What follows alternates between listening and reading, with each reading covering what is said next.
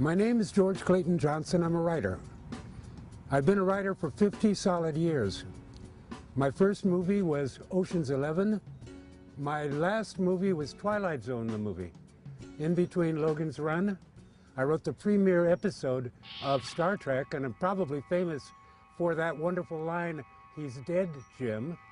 I'm perhaps most known for having worked with Rod Serling on the Twilight Zone. Let me tell you about pot. I wake up in the morning.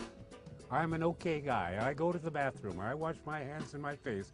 I wander throughout my household. I'd sit down for a few minutes and I smoke a little bit of pot. As I'm smoking the pot, I suddenly begin noticing things. Whoa, look how green that is. The way that light comes across there.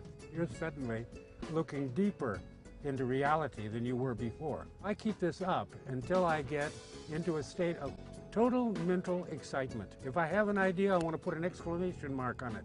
I can transform ideas. I can look at something and turn it inside out. I think prohibition of any kind is dumb. Abraham Lincoln said that. Prohibition of any kind does not stop illicit behavior, it drives it underground.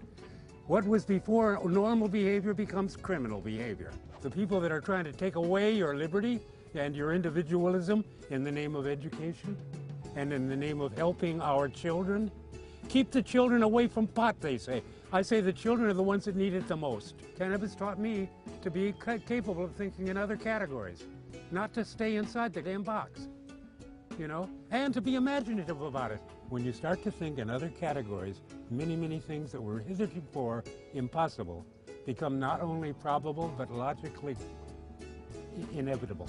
I have met a number of people in my life that I would consider superior men. Ray Bradbury, Charles Beaumont, Richard Matheson, and Rod Serling. Now, Rod Serling was a man of honor. He was a man of dignity. His word was his bond. He was not capricious. He was kind. I've associated myself with people who were the superior man. I've known Jack Herer for over 30 years.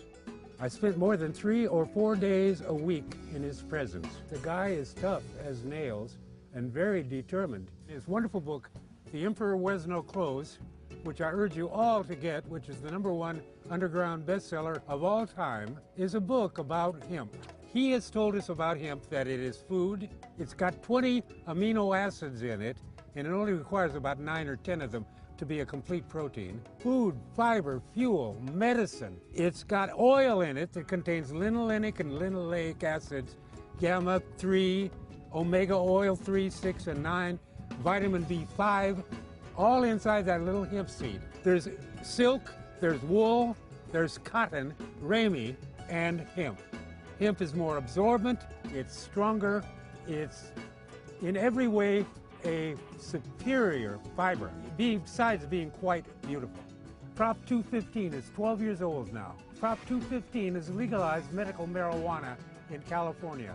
They've found out that it's good for your eyes, it's glaucoma.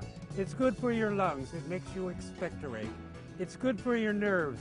They found cannabinols and cannabidiols in that substance that can create antibiotics, for God's sakes. And I am so thankful that I do not require any pills or any of that. The doctors have made me free of all that stuff at age 80. I'm a vegetarian, I eat 1 meal a day.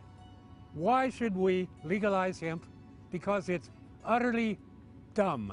Dumb, stupid, ignorant, classless to try to prohibit it. You're watching Cannabis Planet, and I'm George Clayton Johnson.